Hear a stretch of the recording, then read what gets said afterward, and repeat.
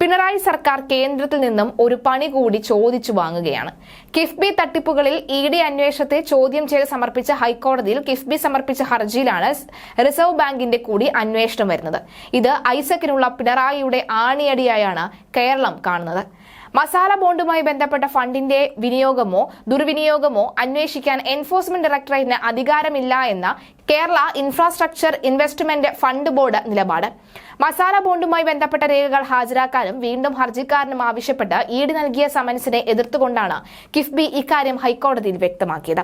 കിഫ്ബി മസാല ബോണ്ടുമായി ബന്ധപ്പെട്ട ഏതു വിധത്തിലുള്ള പരിശോധനയ്ക്കും അധികാരമുള്ളത് റിസർവ് ബാങ്ക് ഓഫ് ഇന്ത്യക്കാണ് എന്നും കിഫ്ബി വാദിച്ചു.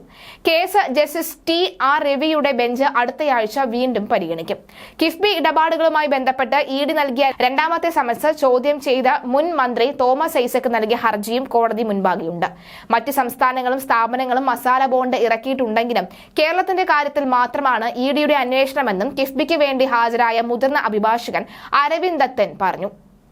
2021 ജൂലൈ മുതൽ എല്ലാ രേഖകളും ഇഡിക്ക് നൽകുകയും ഉദ്യോഗസ്ഥർ ഹാജരാവുകയും ചെയ്തതാണ്. ഈ രേഖകൾ എല്ലാം നൽകിയിട്ടും ഇപ്പോഴും ഇഡി പറയുന്നത് തങ്ങൾക്ക് സംശയമുണ്ടെന്നാണ്. ഫണ്ട് ദുരുപയോഗം നടന്നിട്ടുണ്ട് എന്ന് പറയാതെ നടന്നത് എന്താണ് എന്ന് കൃത്യമായി പറയണം. അതല്ലാതെ പൊതുവായ ആരോപണങ്ങൾ തുടർച്ചയായി ഉന്നയിക്കാൻ കഴിയില്ല എന്നും കിഫ്ബി വാദിച്ചു. കിഫ്ബി ഫണ്ട് വിനിയോഗം സംബന്ധിച്ച് അന്വേഷണം നടത്താൻ ഇഡിക്ക് അധികാരമില്ല. അതിന് അധികാരമുള്ളത് RBIക്കാണ്. ഫണ്ട് വിനിയോഗം സംബന്ധിച്ച് ഫോറിൻ എക്സ്ചേഞ്ച് മാനേജ്മെന്റ് ആക്ട് പ്രകാരം പരിശോധിക്കാൻ RBIക്ക് രേഖാമൂലം ഒരു അംഗീകൃത വ്യക്തിയെയോ സ്ഥാപനങ്ങളെയോ നിയമിക്കാവുന്നതാണ്. RBIയെ കേസിൽ കക്ഷി ചേർത്തിട്ടുമുണ്ട്. ഏതെങ്കിലും വിധത്തിൽ ഫണ്ട് ദുർവിനിയോഗം നടത്തിയിരുന്നു എങ്കിൽ RBI അക്കാര്യം ഇതിനോടകം തന്നെ വ്യക്തമാക്കുമായിരുന്നു.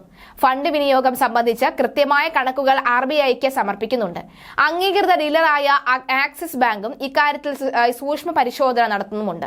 അതുകൊണ്ട് തന്നെ ഫണ്ട് ദുരുപയോഗം ചെയ്യാനുള്ള സാധ്യത കുറവാണെന്നും കിഫ്ബി വ്യക്തമാക്കി.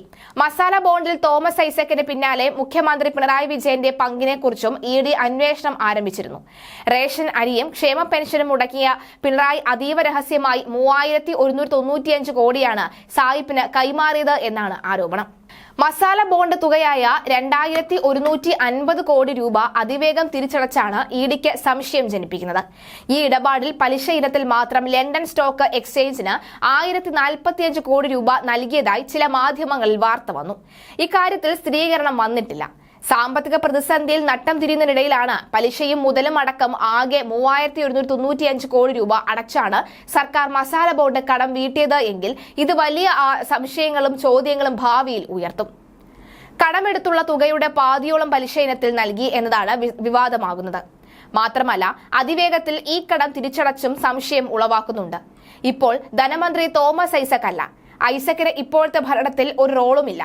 പൊടുന്നനെ 3195 കോടി സർക്കാർ ലണ്ടൻ സ്റ്റോക്ക് എക്സ്ചേഞ്ചിന് നൽകിയത് എന്തിനാണ് എന്നാണ് ചോദ്യം. എത്രയും വേഗം മസാല ബോണ്ട് വിവാദത്തിൽ നിന്നും ഐസക്കിനെ ഊരിയെടുക്കാനാണ് പിണറായി ലക്ഷ്യമിടുന്നത്.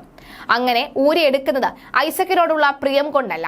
മസാല ബോണ്ടിൽ താൻ വഴുതി വീഴാനുള്ള വിദൂര സാധ്യത പോലും ഇല്ലാതെയാക്കുകയാണ് പിണറായിയുടെ ലക്ഷ്യം.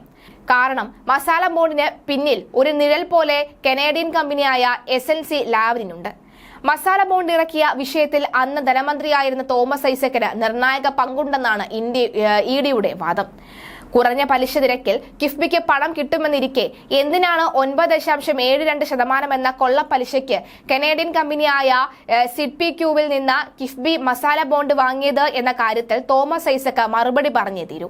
മാത്രമല്ല CDPQ എന്ന കനേഡിയൻ കമ്പനിക്ക് പിണറായി വിജയൻ നേരത്തെ ബന്ധമുള്ള ലാവ്ലിൻ എന്ന കനേഡിയൻ കമ്പനിയുമായി ബന്ധമുണ്ട് എന്നും ആരോപിക്കപ്പെടുന്നുണ്ട്.